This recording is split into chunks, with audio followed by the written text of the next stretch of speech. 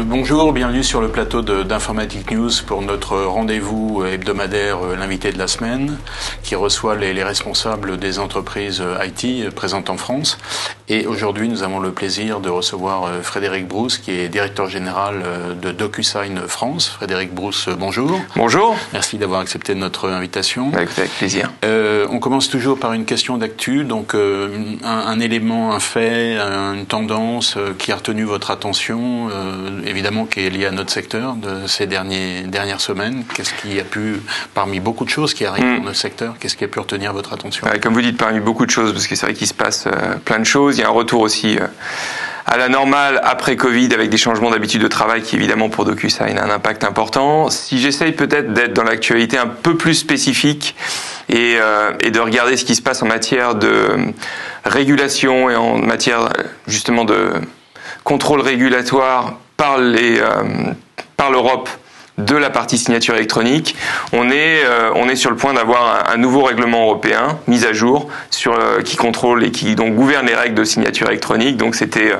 eIDAS V1, on parle maintenant de eIDAS V2 qui est en train de se préparer. Donc pour nous, c'est un impact important. Ça veut dire plusieurs choses. Ça veut dire aussi que la notion d'identité digitale va prévaloir sur la manière dont on va s'authentifier quand on va signer électroniquement, donc ça à long terme, et que la réglementation européenne et les institutions européennes justement s'adaptent à ça, et s'adaptent aussi aux technologies qui sont derrière pour faire évoluer ce qui était le socle de la réglementation en matière de signature électronique, donc eIDAS. Quand vous dites long terme, ça veut dire quoi?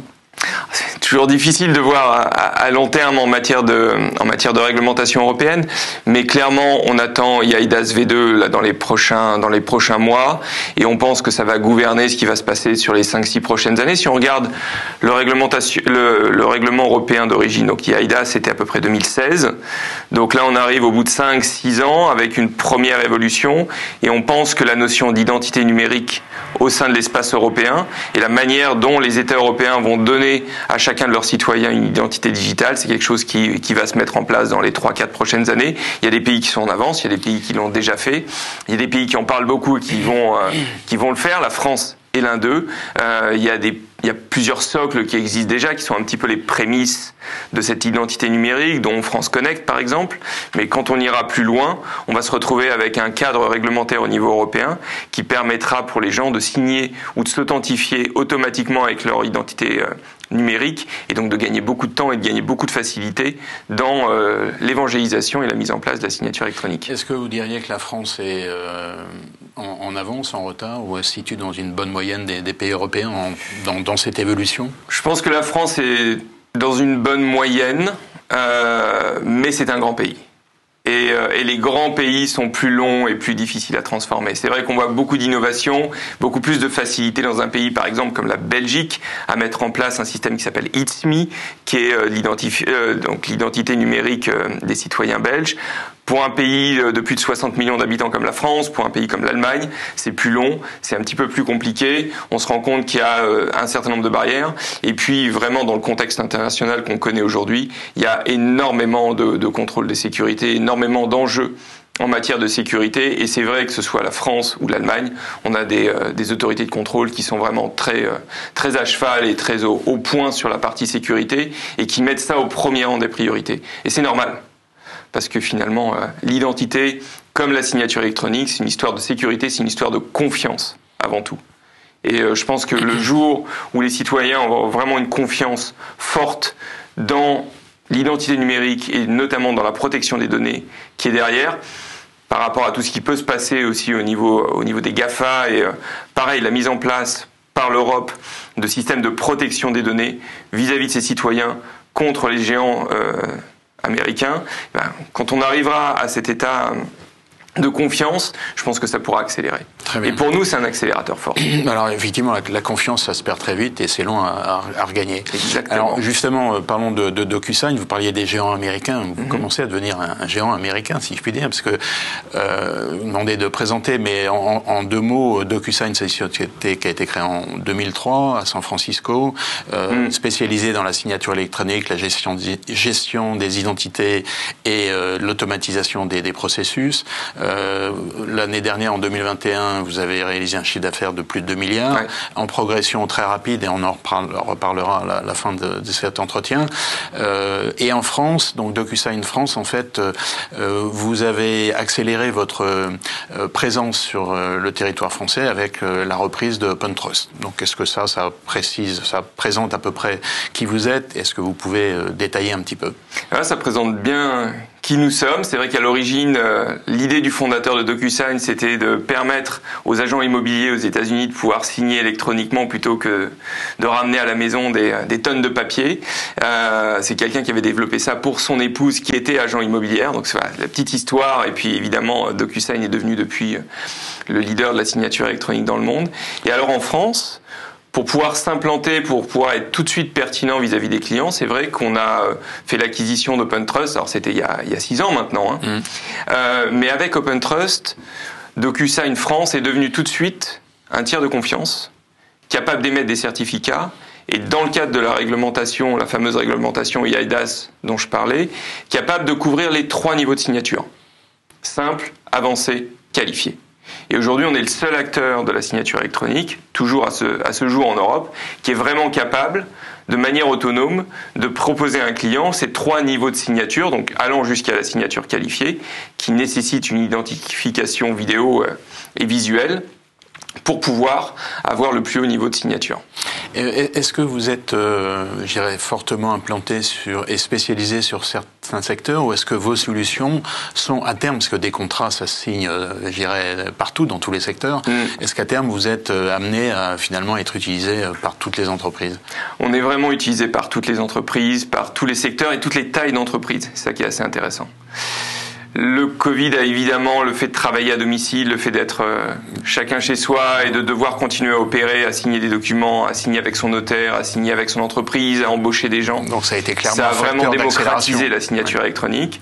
Quand on regarde un petit peu plus les secteurs d'activité dans lesquels il y avait historiquement une consommation plus forte et une adoption plus rapide de la signature électronique, évidemment le monde de la finance et de la banque assurance arrive en premier, parce que c'est là où il y a le plus de papier, parce que c'est là où le retour sur investissement est probablement le plus fort. Quand on commence à dire, comme certaines grandes banques, qu'on va passer 30 millions de documents signés par an en signature digitale ou en signature électronique, ça fait une grosse différence. Enfin, à titre personnel, je ne citerai pas le nom de la banque, mais je peux vous dire qu'on en est loin, hein.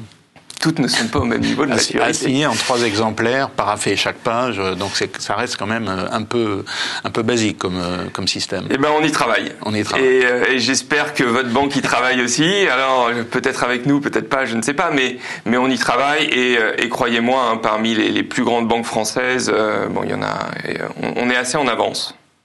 Par rapport à ce que vous disiez tout à l'heure, la France est assez en avance, justement au niveau banque et assurance, sur la digitalisation des process et sur la signature électronique des actes bancaires. Donc, a priori, vous avez vocation à couvrir tous les secteurs et tous les types d'entreprises, des plus petites jusqu'aux plus grandes. Exactement. Avec des solutions spécifiques, et justement, on va en parler. Si on arrive à l'actualité, vous avez annoncé il y a un mois, à l'occasion de Momentum 2022, vous avez annoncé CLM Essential. Donc, CLM, c'est une solution qui existait déjà, et CLM Essential, d'après ce qu'on peut en lire rapidement, ce que vous avez pu en dire, on a l'impression que c'est une espèce de version simplifiée de CLM. Est-ce que c'est ça? Et alors, dans le communiqué apparaît beaucoup le nom de Salesforce. Donc, est-ce qu'il y a un lien spécifique avec Salesforce ou pas?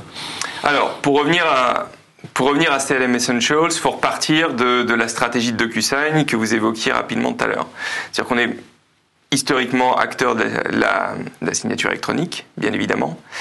Mais la vocation de DocuSign depuis un peu plus de 4 ans, c'est de dire, au-delà de la signature électronique, on va accompagner nos clients, parce qu'il y avait vraiment une forte demande là-dessus, sur la préparation des documents et des contrats en amont, et sur leur exécution. Et donc pour ça, c'est plus simplement DocuSign signature électronique, c'est ce qu'on appelle DocuSign Agreement Cloud, c'est-à-dire la capacité à construire une plateforme cloud dans laquelle nos clients vont pouvoir préparer leurs contrats, les signer électroniquement, les exécuter dans leur système, et puis les manager dans la durée. Donc la brique essentielle en termes de préparation et de gestion des contrats, c'est CLM.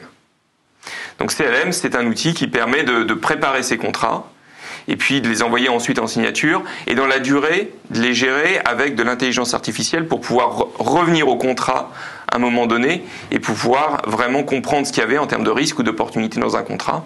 Deux entreprises qui fusionnent, qui ont besoin de confronter leur base contractuelle, qui ont besoin de regarder ce qu'il y a dans les contrats de clauses communes, de fournisseurs communs, de conditions communes, vont pouvoir utiliser les fonctionnalités d'intelligence artificielle de CLM pour le confronter. Donc là, on dépasse très largement la simple signature électronique. Exactement. On fait de l'analyse de contenu avec de l'intelligence artificielle. Donc c'est beaucoup plus sophistiqué. Enfin, pas sophistiqué, mais enfin, on est dans un autre domaine. On est dans un autre domaine, mais on est dans un schéma. On est dans un schéma qui est quand même assez logique. D'accord. J'ai un outil pour préparer mes contrats et les négocier de manière complètement digitale, qui s'appelle CLM. Une fois que le contrat est abouti, je l'envoie en signature avec DocuSign, manifestement.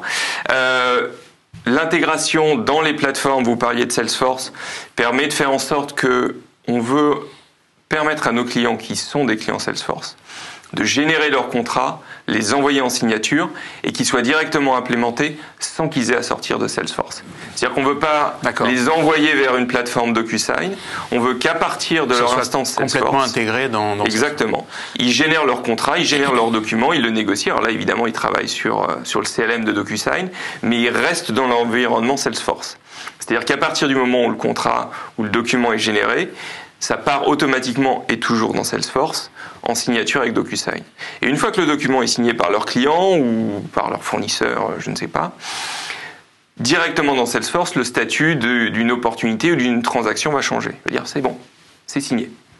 Sans à ce qu'on ait à revenir manuellement dessus, à expliquer. Mais alors, est-ce que ça veut dire que ce que vous avez fait avec Salesforce, vous allez le faire avec d'autres éditeurs d'applications d'entreprise? On le fait avec beaucoup d'éditeurs d'applications d'entreprise. C'est vrai qu'on parle beaucoup de Salesforce parce que voilà, c'est un des partenaires historiques, c'est le plus gros partenariat technologique de DocuSign, parce que ça fait des années qu'on travaille avec les équipes de Salesforce. C'est pour des raisons historiques particulières ou c'est parce que c'est le CRM leader du marché? Je crois qu'il y a un peu les deux. Il y a une ADN qui est très forte avec des racines communes, un business model qui se ressemble un petit peu, et puis il y a évidemment ce côté leader sur le marché qui fait que les leaders ont un petit peu tendance à travailler entre eux parfois pour présenter des standards communs au marché. Alors c'est vrai que le développement avec Salesforce, il est complètement intégré, c'est-à-dire que si vous êtes client Salesforce et que vous faites des mises à jour de vos systèmes, et encore une fois, quand on met à jour un CRM, c'est pas une petite opération.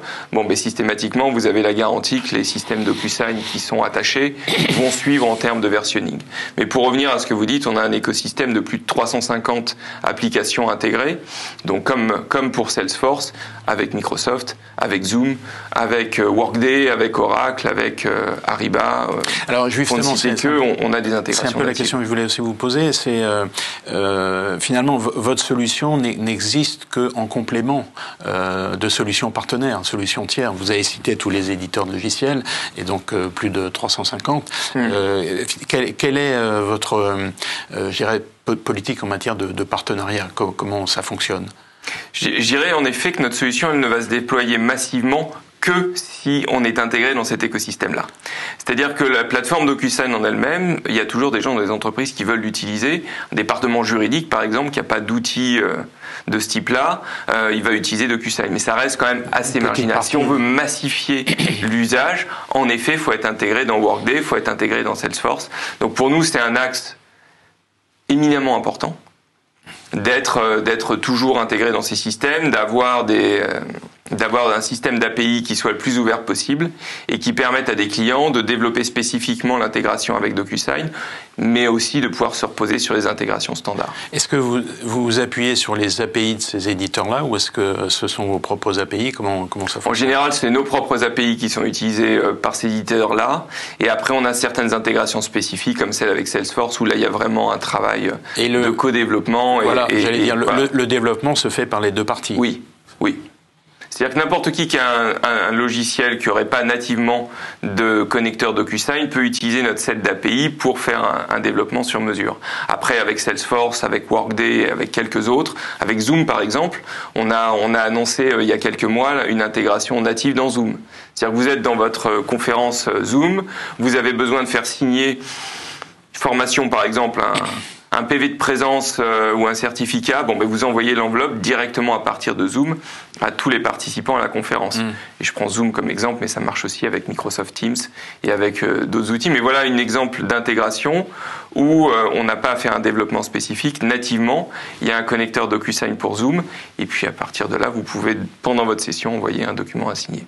Alors, j'ai regardé une présentation assez récente sur votre site sur la transformation et qui mettait l'accent sur la notion d'automatisation. Et dans tout ce que vous dites, c'est vrai que c'est un élément quand même très très important. Où est-ce que vous vous situez entre, je dirais, le traitement manuel où l'humain est encore l'élément essentiel, jusqu'à une automatisation complète où l'humain ne fait que finalement récupérer le document une fois que c'est terminé? Où est-ce qu'on en est dans cette évolution-là? Et est-ce qu'à terme, on peut penser qu'il y aurait une automatisation totale sans intervention humaine? Alors, je suis pas convaincu qu'il y aura jamais d'intervention humaine, notamment pour ce qui est vraiment du domaine contractuel, où là, on aura toujours besoin de l'avis d'un expert. Mais pour revenir à votre question, je pense qu'on est passé par 3 phases. La phase 1 de la vie de DocuSign, c'était cette plateforme qui permettait aux gens d'envoyer en signature électronique des documents. Donc il y avait quand même une action humaine qui était forte, c'est-à-dire qu'on transformait ce qu'on faisait avec du papier en le faisant de manière électronique. On fait une évaluation assez naturelle. Au début, on fait la même chose. C'est exactement ça. Et alors là où DocuSign est particulièrement pertinent, c'est qu'on a réussi à reproduire cette expérience de signature d'un point de vue digital. C'est-à-dire quand vous signez avec DocuSign, vous avez vraiment le sentiment d'apposer où vous voulez votre signature. La deuxième étape de DocuSign, c'était vraiment cette partie automatisation dont vous parlez. C'est-à-dire de dire on va s'intégrer dans tous les systèmes et on va avec nos outils de CLM Essentials maintenant dans une version plus simple, et puis avec nos outils de signature, s'intégrer de manière transparente dans les systèmes des clients de manière à ce que ça puisse être automatisé.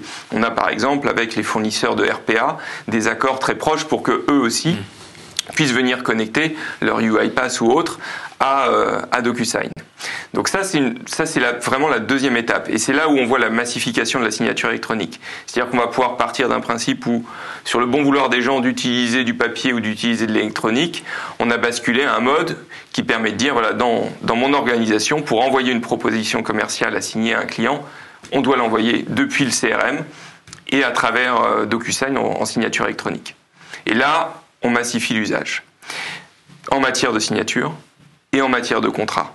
Parce que justement, avec des outils comme CLM Essentials, on va pouvoir générer des documents directement depuis Salesforce de manière standardisée, sans avoir, en utilisant un template qui est commun et sans avoir à basculer au service juridique et à le faire valider et à revenir, etc. DocuSign est une brique technologique qui n'apparaît pas, elle est intégrée totalement. Et elle est complètement intégrée. D'accord. La troisième étape, qui est à la fois l'avenir, le futur, mais mine de rien, on voit quand même des socles technologiques qui arrivent, c'est de se dire, on va aller vers ce qu'on appelle le smart contracting, c'est-à-dire qu'on va générer automatiquement des templates de contrats à partir d'informations et à partir d'une analyse de la donnée qui va être soit dans votre CRM, soit sur votre plateforme DocuSign Agreement Cloud, soit dans d'autres outils. C'est-à-dire que vous voulez contracter avec un client qui, en fonction de sa taille, de ce que vous allez lui vendre, du type de contrat que vous allez mettre en place, du type de pays, c'est le système qui va vous dire, voilà le contrat type. Voilà ce que l'entreprise devrait proposer à ce client-là en termes de clauses, en termes de conditions de règlement, en termes de conditions de garantie, en termes de couverture géographique, en termes de limitation des risques, etc. Ça, c'est votre feuille de route pour les 5 ans à venir. Ça, c'est une feuille de route pour les 2-3 ans à venir. Je pense qu'on est pas loin de ça. Pour y arriver, évidemment, il y a 2 briques essentielles. Et comme vous interviewez les leaders du monde IT, je pense que ces briques-là, elles sont vraiment communes à l'ensemble de notre écosystème. C'est la data et c'est l'intelligence artificielle.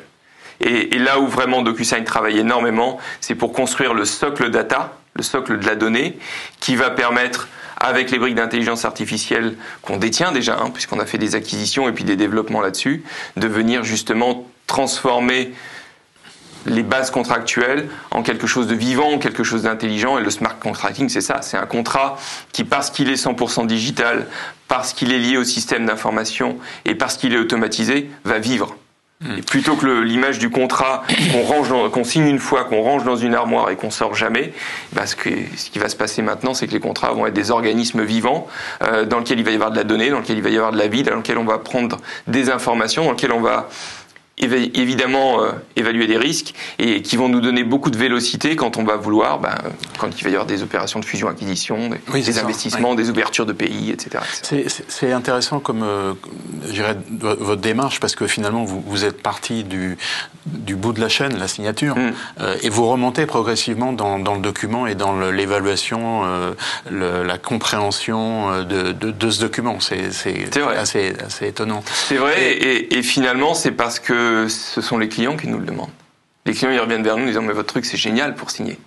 Oui, mais l'effet DocuSign, il est incroyable quand on signe. On pourrait penser aussi que c'est les gens qui gèrent les documents, qui viennent aussi, qui vont du haut en bas et qui, je suppose que il y a les deux mouvements, mais en tout cas, vous êtes partie prenante dans cette évolution-là. Et alors, je rebondissais sur la notion de contrat comme élément vivant. Ce qui va être intéressant aussi, c'est que un contrat, ça sert à vérifier que les clauses sont respectées dans le temps, et donc au fur et à mesure, il sera beaucoup plus facile de vérifier à un moment d'un événement particulier, de vérifier si c'est parce qu'il y aura tous ces éléments d'intelligence artificielle et de...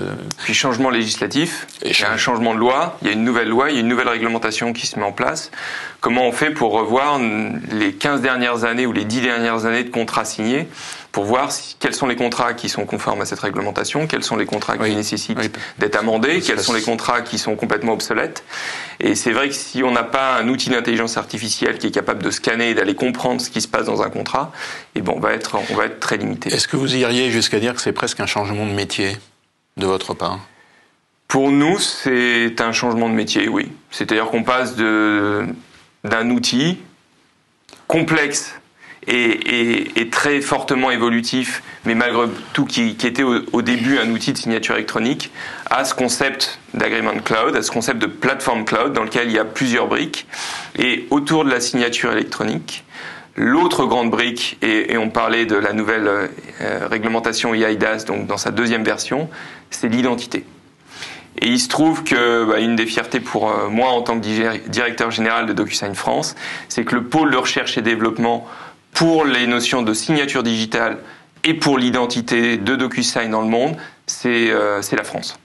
C'est-à-dire qu'on est le deuxième pôle de R&D pour DocuSign dans le monde, après les États-Unis bien sûr, mais en matière d'identité, de signature digitale, c'est la France qui pilote pour DocuSign toutes les opérations de R&D, avec des entités en Europe et puis à Tel Aviv, mais c'est en France qu'on recherche et qu'on travaille sur ces sujets-là, et qu'on travaille aussi sur la partie réglementaire, parce que mine de rien, l'Europe est beaucoup plus en avance que d'autres géographies sur l'identité, sur la réglementation de la signature électronique. Chez nous, c'est beaucoup plus réglementé qu'aux États-Unis. Quand vous dites chez nous, c'est en France. C'est pas chez nous ou chez DocuSign. Chez nous en France et en Europe, la signature électronique, l'identification, tout ce qui est signature digitale est beaucoup plus réglementé, beaucoup plus sécurisé. Aux États-Unis, ça a explosé, mais il n'y a pas forcément une réglementation, il n'y a pas une loi qui cadre la signature électronique. Il y a la jurisprudence qui a fait qu'au fur et à mesure, les cours ont accepté la signature électronique,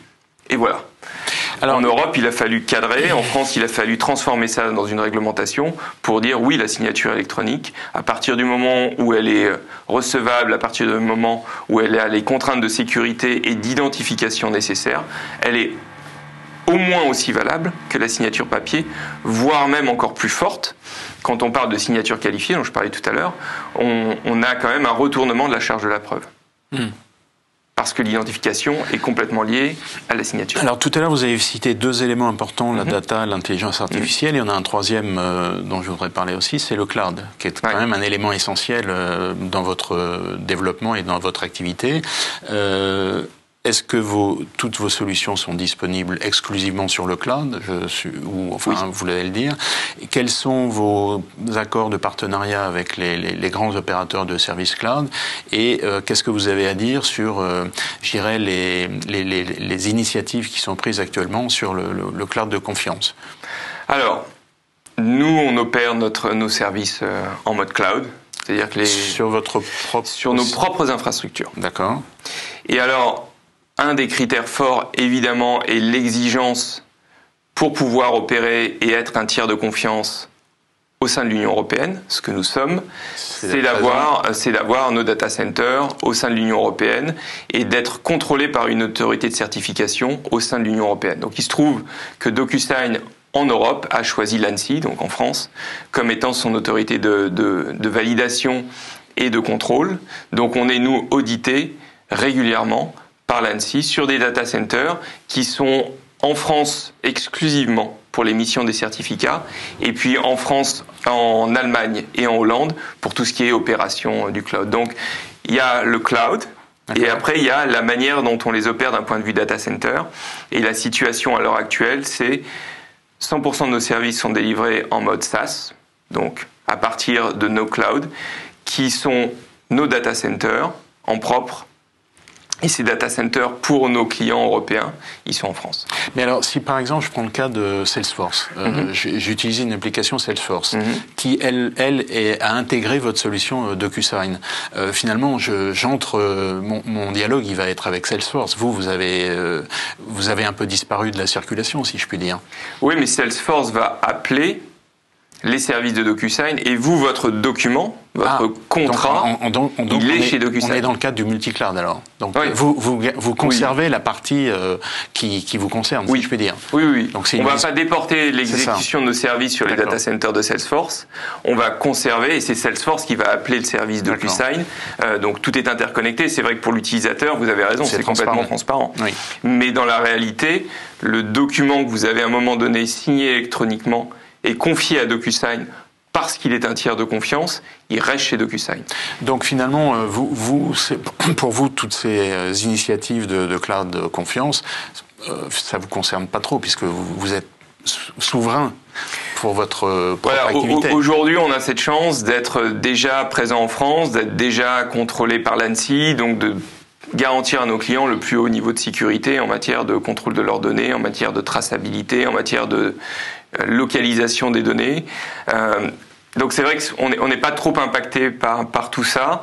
Après, on sait évidemment que le monde du cloud, il est complexe, que c'est un monde d'alliances, de partenariats. Donc on va voir comment les choses vont évoluer. Mais pour l'instant, en tout état de cause, on est capable de proposer à nos clients des systèmes de signature électronique qui ont le plus haut niveau de sécurité. Et pour en revenir à notre notion de départ de confiance, je pense que quand on signe avec DocuSign et qu'on confie les documents, les contrats qui sont les nôtres, nos contrats de travail, nos contrats avec nos employés, avec nos fournisseurs, avec nos clients, à DocuSign, l'exigence, c'est la sécurité, la confiance, la traçabilité.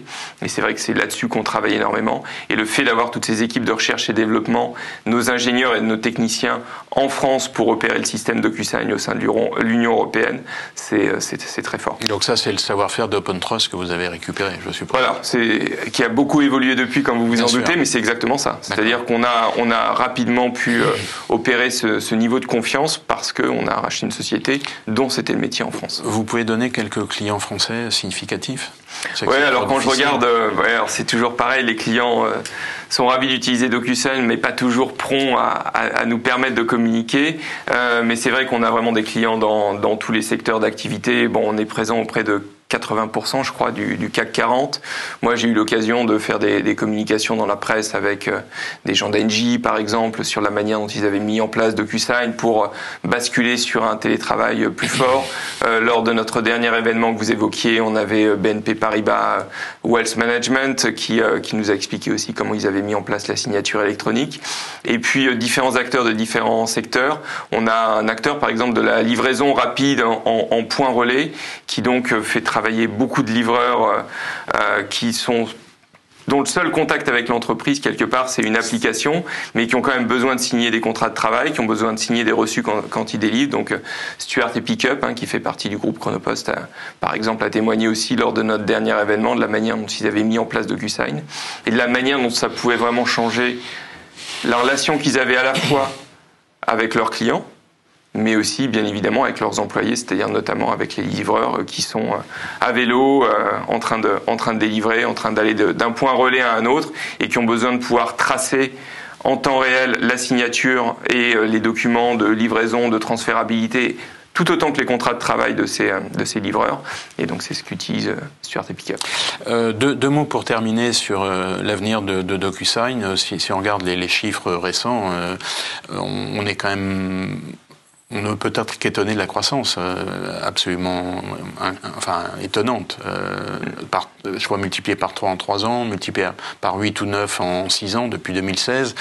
Clairement, je dirais la Covid a été un accélérateur chez vous.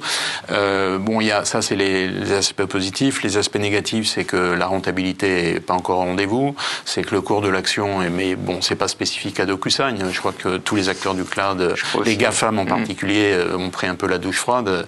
La courbe en cloche, elle est un peu pour tout le monde. Mais néanmoins, comment vous voyez l'avenir? Il va bien falloir un jour prochain être rentable quand même si la croissance va se ralentir un petit peu, vraisemblablement. Oui, la rentabilité n'est pas un sujet en soi, vu le niveau de croissance qu'on opère, parce que justement les investissements sont massifs sur l'ouverture de nouveaux pays, sur le recrutement de nouveaux collaborateurs et sur l'investissement justement technologique dans nos plateformes de développement et dans nos data centers. Donc quelque part, si demain on décide de couper ces robinets-là pour devenir profitable, on l'est du jour au lendemain. Donc c'est pas tellement le sujet. C'est une question de stratégie. Voilà, la vraie question, c'est comment on arrive à maintenir cette croissance tout en gardant, 1, la confiance de nos clients, 2, l'enthousiasme et l'adhésion de nos collaborateurs, et puis 3, qu'on continue à le faire globalement. Je crois qu'il y a vraiment cet enjeu pour DocuSign aujourd'hui, et ça fait partie de notre avenir, de devenir encore plus une société globale que nous le sommes. Et donc ça veut dire ouvrir des entités dans de nouveaux pays. Cette année, par exemple, dans la région dont j'ai la responsabilité, on ouvre nos premières entités en Espagne et en Italie. Donc c'est des marchés sur lesquels on va s'étendre encore plus qu'aujourd'hui. On a déjà un certain nombre de clients, mais on veut vraiment investir sur l'Espagne, sur l'Italie. On ouvre aussi, et je reste sur l'Europe, une filiale aux Pays-Bas.